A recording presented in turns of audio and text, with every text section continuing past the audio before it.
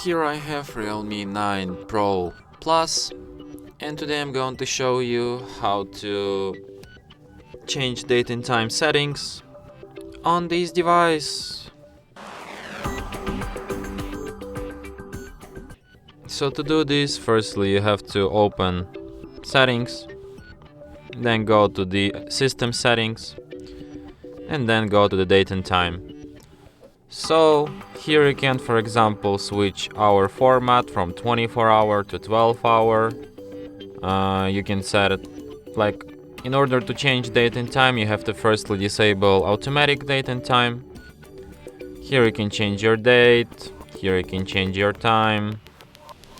You can also change time zone after disabling automatic time zone.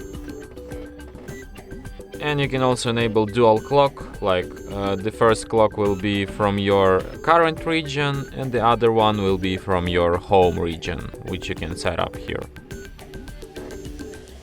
So yeah, and that's it.